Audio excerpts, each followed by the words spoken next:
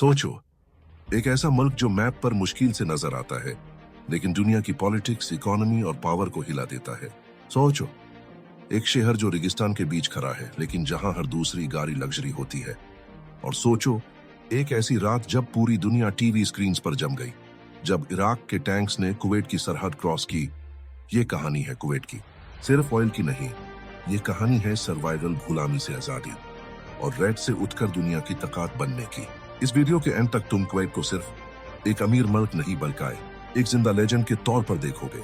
आज का कुवैत शीशे के टावर्स और हाईवेज का शहर है, लेकिन 300 साल पहले यहाँ न एसी था, न बिजली, न ऑयल, सिर्फ रेत और समंदर। कुवैत के लोग फिशरमैन थे, मोती निकालते थे, छोटी छोटी कश्तियां। जिंदगी मुश्किल लेकिन दिल मजबूत।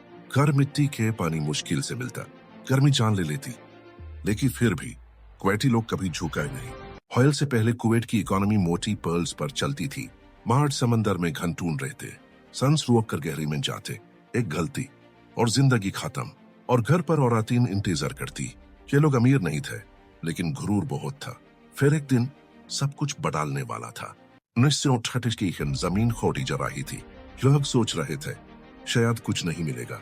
फिर अचानक ब्लैक गोल्ड ऑयल इस एक डिस्कवरी ने कुवैत को गरीबी से सीधा अमीरों की लिस्ट में डाल दिया। शहर बदलने लगा, रोड्स, हॉस्पिटल्स, स्कूल्स। लोग जो कल तक मोती निकालते थे आज इंजीनियर्स और बिजनेसमैन बन रहे थे। लेकिन पैसा सिर्फ रहमत नहीं होता, कभी कभी इम्तिहान भी होता है। 1961 कुवैत ने ब्रिटेन से आजादी हासिल की। छोटा मुल्क लेकिन बड़ी सोच, free education, free health care, citizens को अलाउंसेस। कुवैत मिडिल ईस्ट का स्मार्टेस्ट सिस्टम बनने लगा।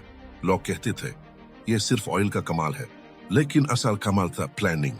कुवैत एक इस्लामिक मुल्क है, लेकिन बैलेंस के साथ यहाँ औरतें पढ़ती हैं, जॉब्स करती हैं, पॉलिटिक्स में भी होती है, लेकिन फिर भी रिवायत जिंदा है।